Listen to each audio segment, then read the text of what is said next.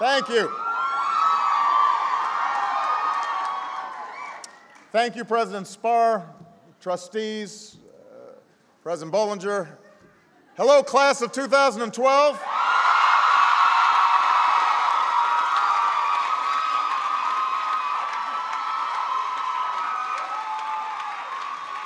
Congratulations on reaching this day. Thank you for the honor of being able to be a part of it. There are so many people who are proud of you. Your parents, family, faculty, friends, all who share in this achievement. So please give them a big round of applause.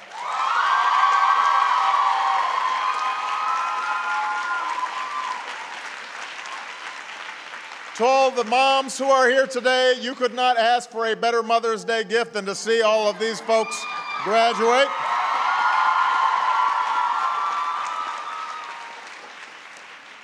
I have to say, though, whenever I come to these things, I start thinking about Malia and Sasha graduating, and I start tearing up, and it's terrible. I don't know how you guys are holding it together. I will begin by telling a hard truth. I'm a Columbia College graduate. I know there can be a little bit of a sibling rivalry here, but I'm honored, nevertheless, to be your commencement speaker today. Although, I've got to say, you set a pretty high bar given the past 3 years. Well, Hillary Clinton, Meryl Streep, Sheryl Sandberg, these are not easy acts to follow. But I will point out, Hillary is doing an extraordinary job as one of the finest secretaries of state America has ever had. We gave Meryl the Presidential Medal of Arts and Humanities. Sheryl is not just a good friend, she's also one of our economic advisors. So it's like the old saying goes, keep your friends close, and your Barnard commencement speakers even closer.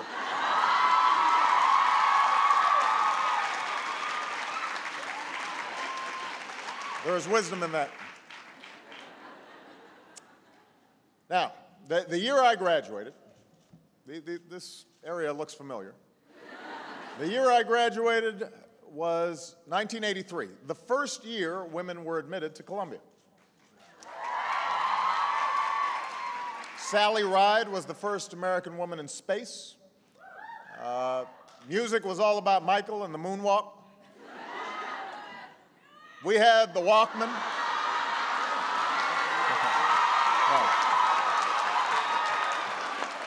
No moonwalking. No moonwalking today.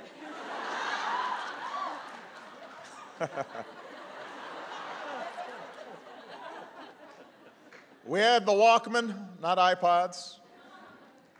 Some of the streets around here were not quite so inviting. Times Square was not a family destination. So I know this is all ancient history. Nothing worse than commencement speakers droning on about bygone days. But for all the differences, the class of 1983 actually had a lot in common with all of you.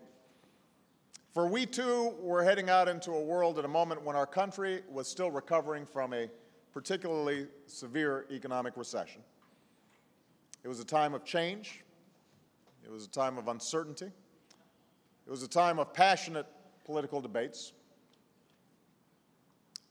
You can relate to this because just as you were starting out finding your way around this campus, an economic crisis struck that would claim more than 5 million jobs before the end of your freshman year.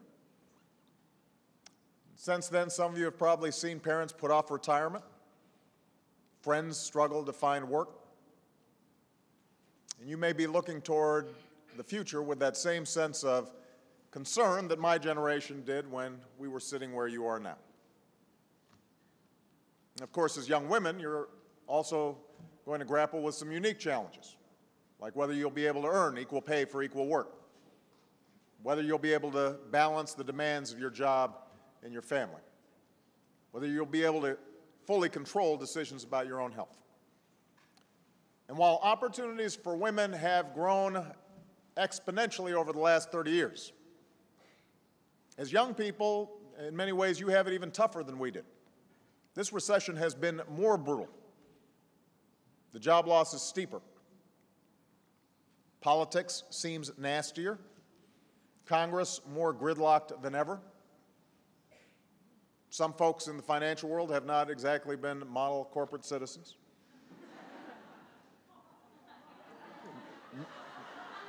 No wonder that faith in our institutions has never been lower, particularly when good news doesn't get the same kind of ratings as bad news anymore. Well, every day you receive a steady stream of sensationalism and scandal and stories with a message that suggests change isn't possible, that you can't make a difference, that you won't be able to close that gap between life as it is and life as you want it to be. My job today is to tell you don't believe it. Because as tough as things have been, I am convinced you are tougher. I've seen your passion, and I've seen your service. I've seen you engage, and I've seen you turn out in record numbers. I've heard your voices amplified by creativity and a digital fluency that those of us in older generations can barely comprehend. I've seen a generation eager, impatient even, to step into the rushing waters of history and change its course. And that defiant, can-do spirit is what runs through the veins of American history. It's the lifeblood of all our progress. And it is that spirit which we need your generation to embrace and to rekindle right now. See, the question is not whether things will get better. They always do. The question is not whether we've got the solutions to our challenges. We've had them within our grasp for quite some time. We know, for example, that this country would be better off if more Americans were able to get the kind of education that you've received here at Barnard.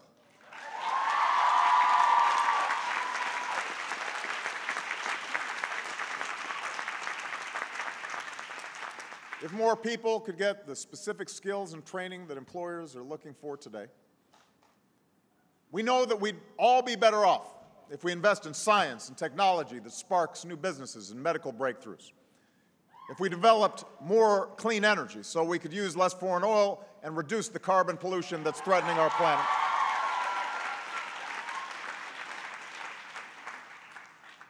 We know that we're better off when there are rules that stop big banks from making bad bets with other people's money, when insurance companies aren't allowed to drop your coverage when you need it most or charge women differently from men.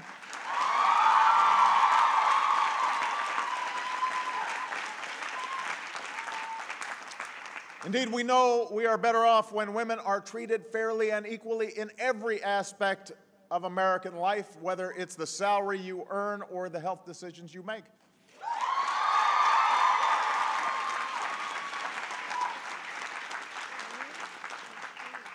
We know these things to be true. We know that our challenges are imminently solvable. The question is whether together we can muster the will in our own lives, in our common institutions, in our politics, to bring about the changes we need. And I'm convinced your generation possesses that will. And I believe that the women of this generation, that all of you, will help lead the way. Now, I recognize that's a cheap applause line when you're giving a commencement at Barnard. That's the easy thing to say. But it's true. It is, in part, it is simple math. Today, women are not just half this country, you're half its workforce. More and more women are out earning their husbands. You're more than half of our college graduates and master's graduates and PhDs.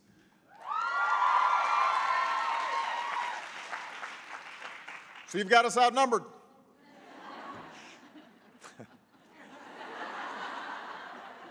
After decades of slow, steady, extraordinary progress, you are now poised to make this the century where women shape not only their own destiny, but the destiny of this nation and of this world. But how far your leadership takes this country, how far it takes this world, well, that will be up to you. You've got to want it. It will not be handed to you. And as someone who wants that future, that better future for you and for Malia and Sasha, as somebody who's had the good fortune of being the husband and the father and the son of some strong, remarkable women, allow me to offer just a few pieces of advice. That's obligatory. Bear with me. My first piece of advice is this. Don't just get involved. Fight for your seat at the table. Better yet, fight for a seat at the head of the table.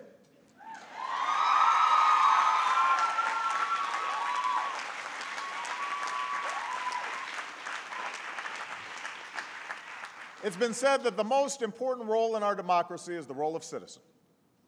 And indeed, it was 225 years ago today that the Constitutional Convention opened in Philadelphia, and our founders, citizens all, began crafting an extraordinary document.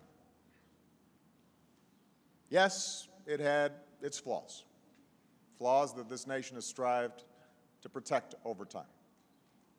Questions of race and gender were unresolved. No women's signature graced the original document, although we can assume that there were founding mothers whispering smarter things in the ears of the founding fathers. I think that's almost certain. What made this document special was that it provided the space, the possibility for those who had been left out of our charter to fight their way in. It provided people the language to appeal to principles and ideals that broadened democracy's reach. It allowed for protest and movements and the dissemination of new ideas that would repeatedly, decade after decade, change the world. A constant forward movement that continues to this day. Our founders understood that America does not stand still. We are dynamic, not static. We look forward, not back. And now that new doors have been opened for you, you've got an obligation to seize those opportunities. You need to do this not just for yourself, but for those who don't yet enjoy the choices that you've had, the choices you will have. You know, one reason many workplaces still have outdated policies is because women only account for 3% of the CEOs at Fortune 500 companies. One reason we're actually refighting long-settled battles over women's rights is because women occupy fewer than 1 in 5 seats in Congress. Now, I'm not saying that the only way to achieve success is by climbing to the top of the corporate ladder or running for office, although, let's face it, Congress would get a lot more done if you did. That, I think, we're clear about.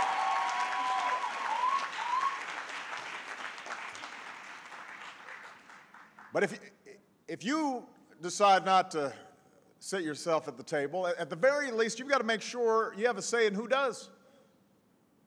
It matters. Before women like Barbara Mikulski and Olympia Snow and others got to Congress, just to take one example, much of federally funded research on diseases focused solely on their effects on men. It wasn't until women like Patsy Mink and Edith Green got to Congress and passed Title IX 40 years ago this year that we declared women, too, should be allowed to compete and win on America's playing fields.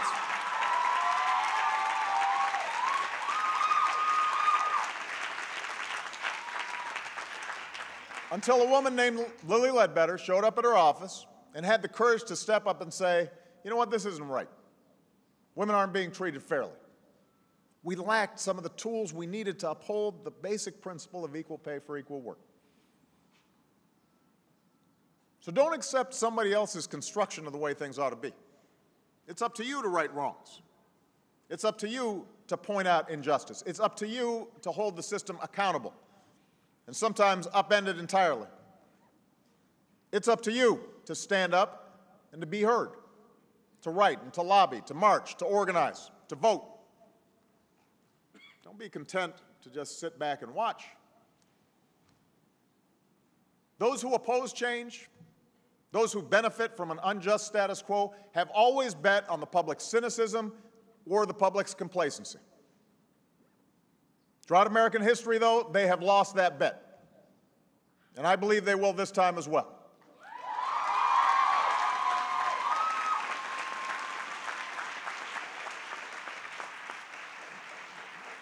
But ultimately, class of 2012, that will depend on you. So don't wait for the person next to you to be the first to speak up for what's right. Because maybe, just maybe, they're waiting on you. Which brings me to my second piece of advice. Never underestimate the power of your example. The very fact that you are graduating, let alone that more women now graduate from college than men, is only possible because earlier generations of women, your mothers, your grandmothers, your aunts, shattered the myth that you couldn't or shouldn't be where you are. I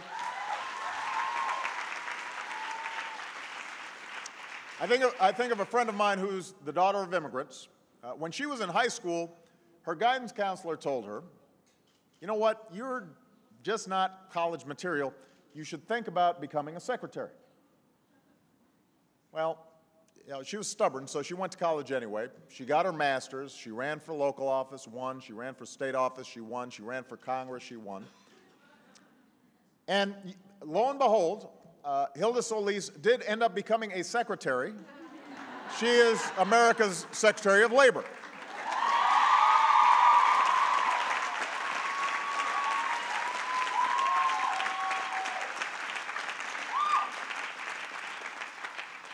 So think about what that means to a young Latina girl when she sees a cabinet secretary that looks like her. Think about what it means to a young girl in Iowa when she sees a presidential candidate who looks like her. Think about what it means to a young girl walking in Harlem, right down the street, when she sees a UN ambassador who looks like her. Do not underestimate the power of your example. This diploma opens up new possibilities. So reach back. Convince a young girl to earn one too. If you earned your degree in an area where we need more women, like computer science or engineering, reach back and persuade another student to study it too. If you're going into fields where we need more women, like construction or computer engineering, reach back. Hire someone new. Be a mentor. Be a role model. Until a girl can imagine herself, can picture herself as a computer programmer or a combatant commander, she won't become one. Until there are women who tell her, ignore our pop culture obsession over beauty and fashion and focus instead on studying and inventing and competing and leading. She'll think those are the only things that girls are supposed to care about. Now, Michelle will say, you know, nothing wrong with caring about it a little bit. You can be stylish and powerful, too.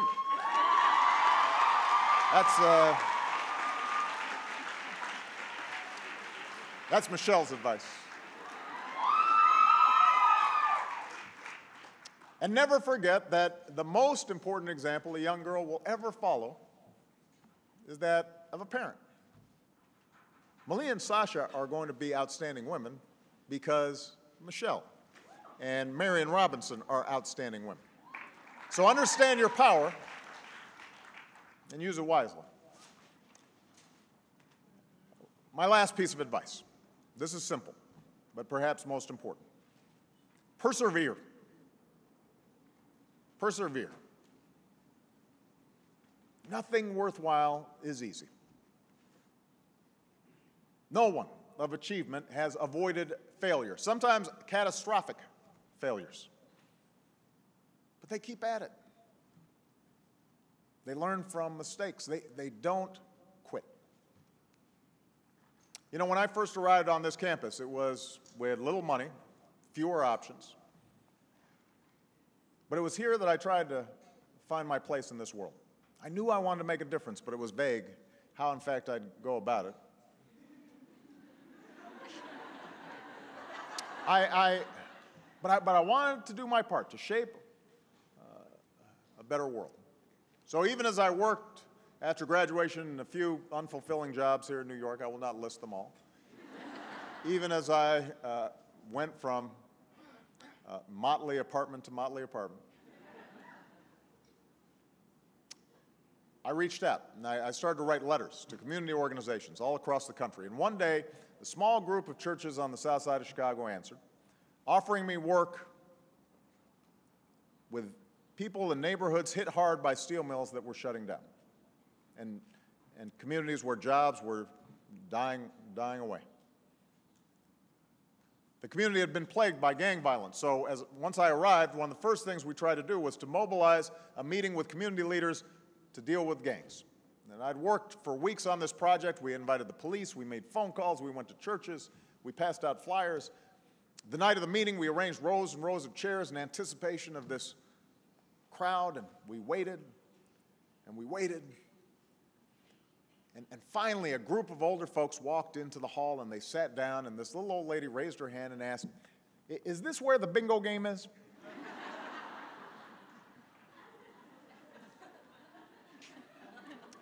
It was a disaster. Nobody showed up. My first big community meeting, nobody showed up. And later, the volunteers I worked with told me, that's it, we're quitting. They'd been doing this for 2 years, even before I'd arrived. They had nothing to show for it. And I'll be honest, I felt pretty discouraged as well. I didn't know what I was doing. I thought about quitting. And as we were talking, I looked outside and I saw some young boys playing in a vacant lot across the street, and they were just throwing rocks up at a boarded building. They had nothing better to do, late at night, just throwing rocks. And I said to the volunteers, before you quit, answer one question. What will happen to those boys if you quit? Who will fight for them if we don't? Who will give them a fair shot if we leave? And one by one, the volunteers decided not to quit. We went back to those neighborhoods, and we kept at it. We registered new voters, and we set up after-school programs, and we fought for new jobs, and helped people live lives with some measure of dignity. And we sustained ourselves with those small victories. We didn't set the world on fire. Some of those communities are still very poor. There's still a lot of gangs out there. But I believe that it was those small victories that helped me win the bigger victories of my last 3.5 years as president. And I wish I could say that this perseverance came from some innate toughness in me, but the truth is it was learned. I got it from watching the people who raised me. More specifically, I got it from watching the women who shaped my life. Yep, I grew up as the son of a single mom who struggled to put herself through school and make ends meet. She had marriages that fell apart, even went on food stamps at one point to help us get by. But she didn't quit. And she earned her degree and made sure that through scholarships and hard work, my sister and I earned ours. She used to wake me up when we were living overseas, wake me up before dawn to study my English lessons. And when I'd complain, she'd just look at me and say, "This is no picnic for me either, Buster."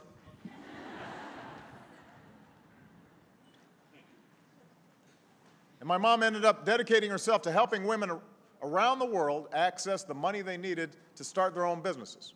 She was an early pioneer in microfinance. And that meant, though, that she was gone a lot. And she had her own struggles trying to figure out balancing motherhood and a career. And when she was gone, my grandmother stepped up to take care of me. She only had a high school education.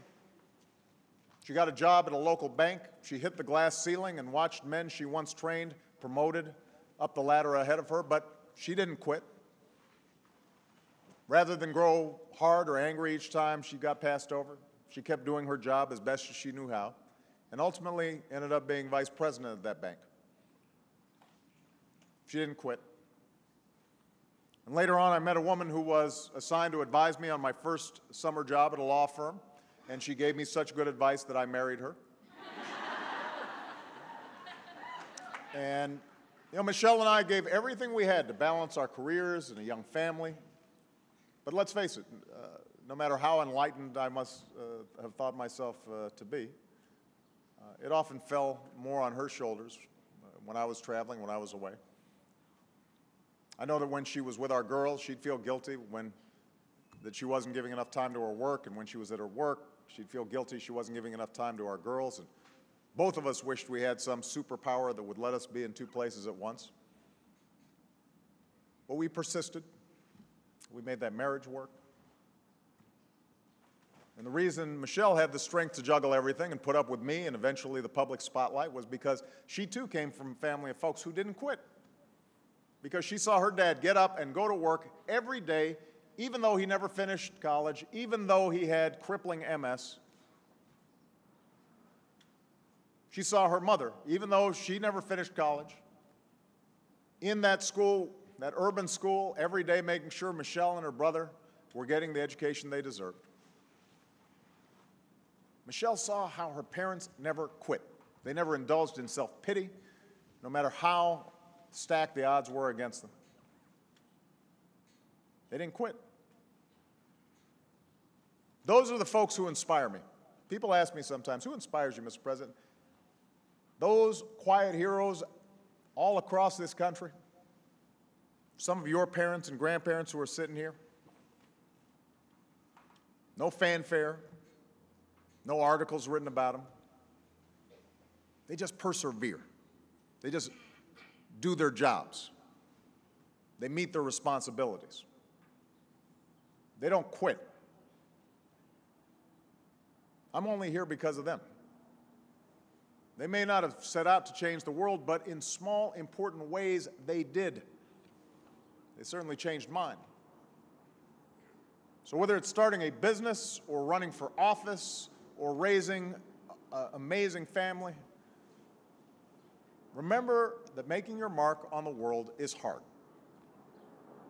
It takes patience. It takes commitment.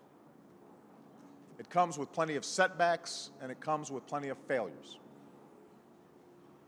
But whenever you feel that creeping cynicism, whenever you hear those voices say you can't make a difference, whenever somebody tells you to set your sights lower, the trajectory of this country should give you hope. Previous generations should give you hope. What young generations have done before should give you hope. Young folks who marched and mobilized and stood up and sat in, from Seneca Falls to Selma to Stonewall, didn't just do it for themselves, they did it for other people. That's how we achieved women's rights. That's how we achieved voting rights. That's how we achieved workers' rights. That's how we achieved gay rights. That's how we've made this union more perfect. And if you're willing to do your part now, if you're willing to reach up and close that gap between what America is and what America should be, I want you to know that I will be right there with you.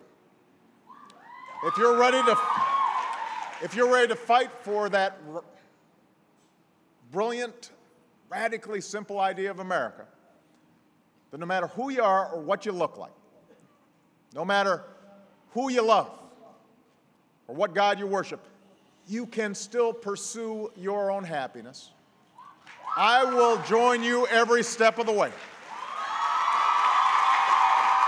Now more than ever, Now more than ever, America needs what you, the class of 2012, has to offer. America needs you to reach high and hope deeply. And if you fight for your seat at the table and you set a better example and you persevere in what you decide to do with your life, I have every faith, not only that you will succeed, but that through you, our nation will continue to be a beacon of light for men and women, boys and girls, in every corner of the globe. So thank you. Congratulations. God bless you. God bless the United States of America.